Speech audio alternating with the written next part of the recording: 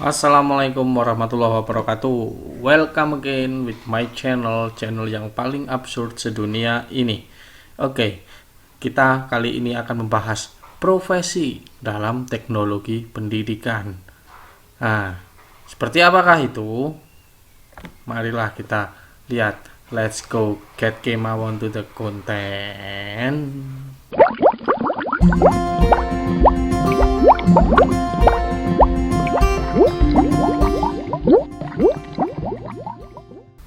Nah, yang dimaksud teknologi di sini bukanlah seperangkat alat, bukanlah seperangkat hardware or software atau internet, tapi kesatuan sistem dan prosesnya. Jadi, kalau kita bicara misalnya profesi, itu bukanlah kesatuan orang-orang yang mengoperasikan laptop atau mengoperasikan jaringan internet atau software atau hardware, bukan itu. Tapi kita bicara masalah dari pihak penyelenggara sampai pihak yang dididik, dari pihak penyelenggara pendidikan ya sampai pihak yang dididik, dari government sampai siswa. Oke, seperti apakah?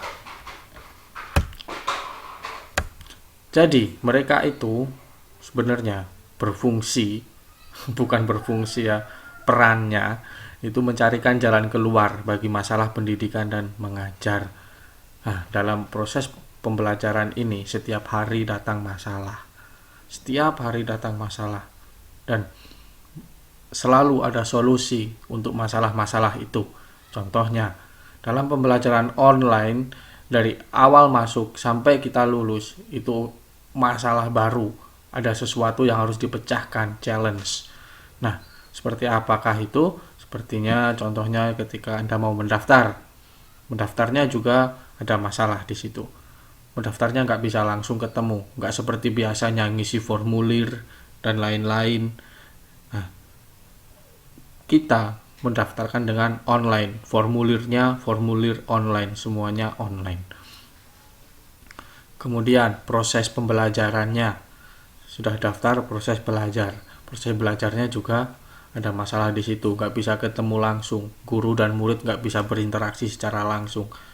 Solusi ada, video ya, komunikasi lewat internet, seperti itu, dan lain-lain masalah dan solusinya sampai pada wisuda yang wisuda online, wisuda sendiri, difoto sendiri, upload sendiri. Aduh, pandemik ini ya. Nah, macam-macam profesi. Yang pertama, menteri dan jajarannya. Yang kedua, kepala dinas kabupaten, UPT dinas kecamatan, guru, dosen, staf TU, penjaga sekolah sampai ke siswa. Ini untuk pendidikan menengah ke bawah, SMA sampai ke TK. Tapi bagaimana dengan pendidikan tinggi? Kalau pendidikan tinggi agak beda sedikit. Di bawah menteri itu dikti atau kopertis, kalau agama kopertais. Kemudian turun lagi ke bawah itu kopertis wilayah provinsi, kemudian baru ke universitas. Nah, kita akan bahas di sini pendidikan menengah ke bawah ya, yang sering kita alami di sini. Pertama, menteri dan jajarannya. Perannya apa? Perannya menentukan solusi secara global, menentukan sistem pendidikan secara global, teknologinya juga yang diterapkan secara global. Maksudnya global di sini se-Indonesia. Karena menteri di Indonesia. Ya. Makanya mereka menciptakan sebuah kurikulum yang pertama. Kurikulum pendidikan untuk setiap jenjang. Nah, kurikulum ini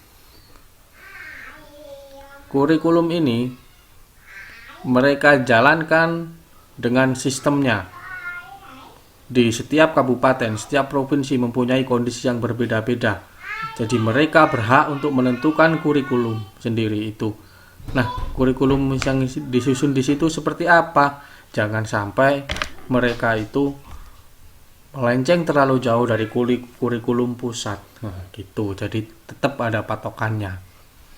Pertama, men-set kurikulum. Yang kedua, men-set sistemnya, men-set rule peraturan yang harus dijalankan secara nasional. Nah, instruksi-instruksi itu diturunkan kepada kepala dinas provinsi dan jajarannya. Jadi maksud jajarannya itu ya semuanya, ada staf TU yang mengoperasikan alat-alat seperti komputer dan internet, media-media seperti itu.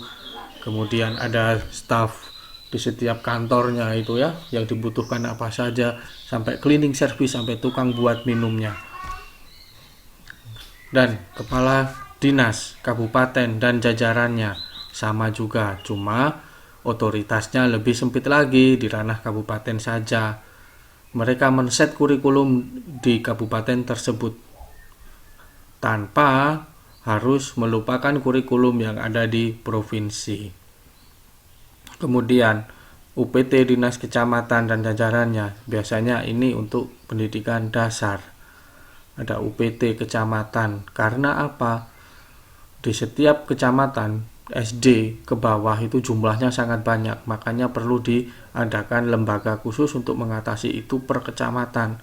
Bayangkan kalau satu kabupaten, maka jumlahnya akan sangat banyak, dan yang menangani satu kantor itu akan sangat kerepotan menangani data-data dalam satu kabupaten itu kan. Jadi diperkecil lagi ke kecamatan.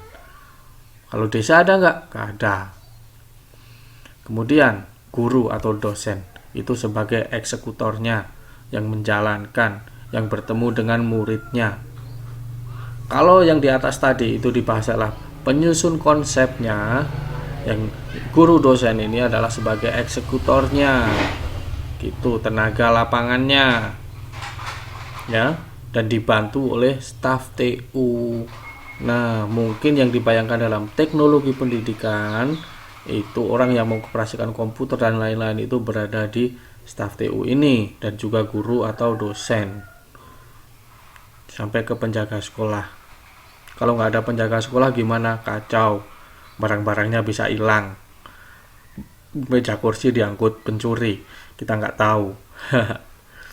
Yang bersihin sekolah siapa? Cleaning service. Tugas piket, apakah bisa membersihkan sekolah? Tidak secara total ya. Kalau siswa ada tugas piket itu biasanya tidak bisa menyelesaikan tugas kebersihan secara total di sekolah, tapi di sini ada penanggung jawabnya, yaitu cleaning service sekolah. Perannya penting itu. Bayangkan kalau kita ke sekolah, terus di sekolah kok sekolahnya kotor, semangat belajarnya nggak ada kan. Di samping kelas ada bau, aduh. Nah, itu tugasnya para penjaga sekolah, tukang kebun sekolah, menjaga dan melestarikan alam sekolah, menjaga keindahannya, dan lain-lain. Nah, kode etik profesi pendidikan, semua itu yang ada tadi, yang sudah kita bicarakan tadi, itu tujuannya melindungi dan memperjuangkan kepentingan peserta didik, masyarakat, bangsa, dan negara sejawat seprofesi. Intinya peserta didik yang disebut di sini pertama. Ya, kenapa begitu? Karena sekolah itu sangat membutuhkan peserta didik. Kalau nggak ada peserta didik, siapa yang diajar? Siapa yang dipikirkan? Karena semua ini kita mengelola peserta didik. Bagaimana merubah peserta didik ini menjadi kurang pintar menjadi pintar, tidak tahu menjadi tahu, tidak terampil menjadi lebih terampil.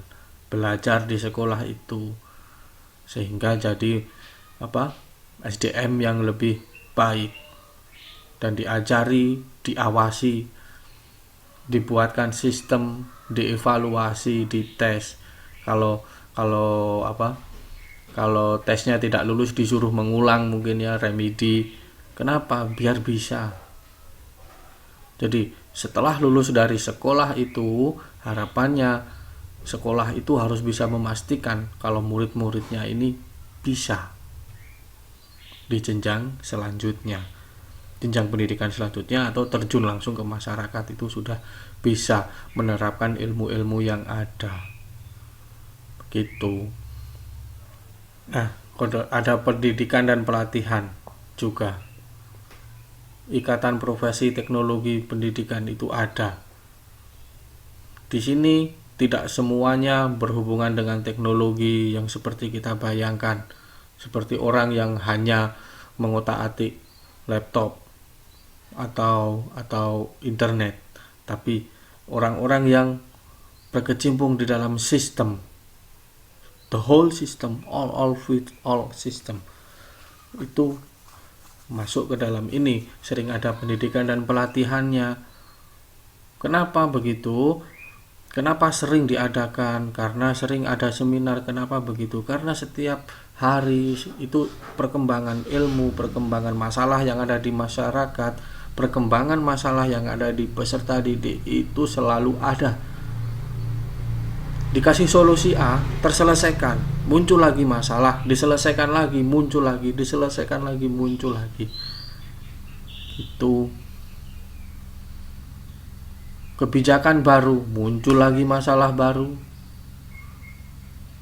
Ya, misalnya kurikulum nasional menciptakan sebuah kebijakan, membuat kebijakan seperti A, B, C, D, E, X. Kurikulum 13 kemarin misalnya, dan besok mau ada lagi kurikulum 2021, kembali ke KTSP lagi.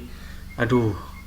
Nah, pelaksanaannya dari kepala sekolah, guru, itu bagaimana melaksanakannya, bagaimana muridnya beradaptasi dengan kurikulum yang baru, dengan sistem teknologi yang baru itu.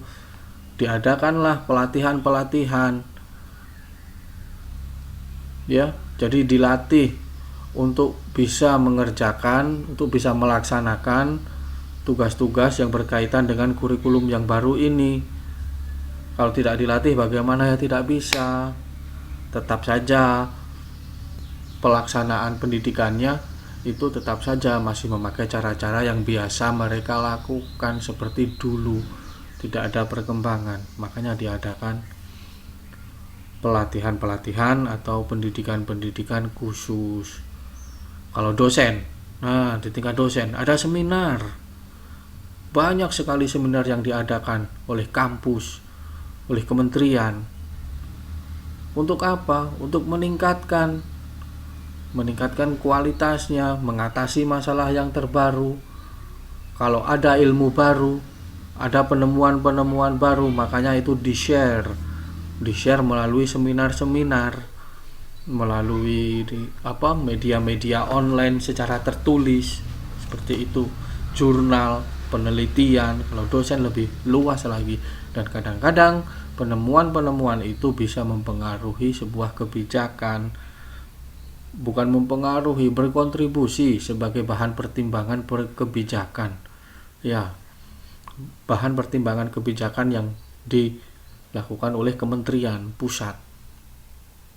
Itu biasanya mengambil referensi atau mengacu dari pertimbangan-pertimbangan, penemuan-penemuan lapangan yang dilaporkan melalui penelitiannya dosen-dosen itu. So, what do you think, guys?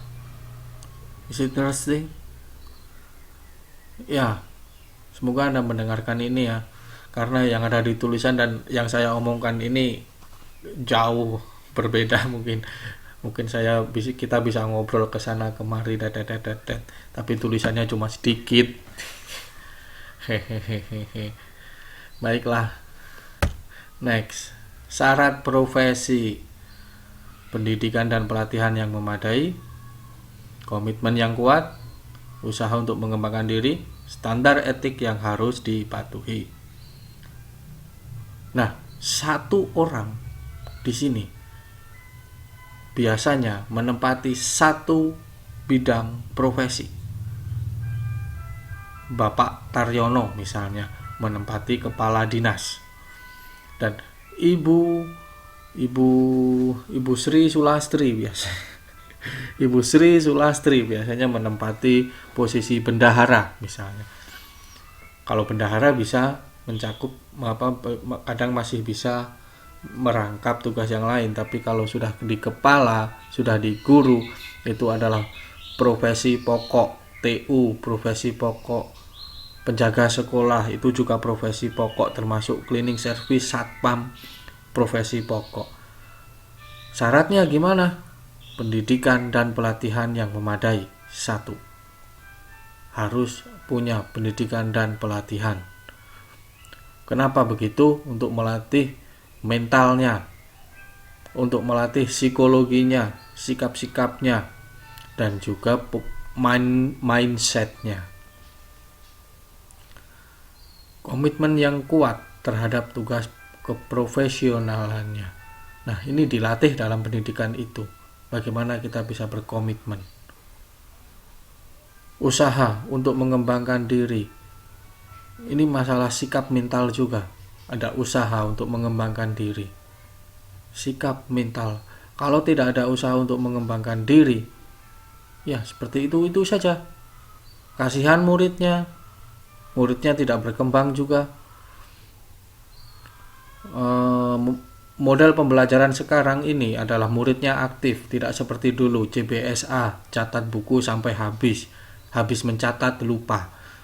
Nah, guru-guru di sini harus mengembangkan metode-metode mengajarnya agar bagaimana siswa itu belajar merasa senang dan materinya masuk ke dalam otak, dihayati, understand. Kalau understand itu menghayati, mengetahui. Tapi kalau know itu tahu. Tahu itu hanya sebatas di otak saja. Ada satu lagi dalam bahasa Indonesia, kata hafal. Nah, standar etik yang harus dipatuhi seperti apa? Standar etik yang harus dipatuhi seperti apa? Ada, dalam setiap profesi ada standar etiknya masing-masing. Jadi, misalnya, seorang kepala sekolah, standar etiknya seperti apa? Seorang guru, seorang satpam, bahkan kepala dinas, ada standar etiknya masing-masing. Dan di setiap posisi itu, setiap peran itu, ada aturan-aturannya yang mengatur bagaimana dia harus bersikap, bagaimana dia harus mengambil sebuah tindakan ketika terjadi sesuatu di lapangan. Contoh, kepala sekolah. Di sini ada ilmu tentang manajemen konflik. Apabila terjadi konflik di antara guru atau waka kesiswaan, maka kepala sekolah itu wajib menjadi penengahnya, bisa menyelesaikan konflik di antara mereka. Nah, di sini ada pendidikannya juga, bagaimana kepala sekolah mengatasi konflik itu. Ada ilmunya, namanya manajemen konflik. Oke? Jadi sekian dulu presentasi saya, semoga ini bermanfaat buat Anda.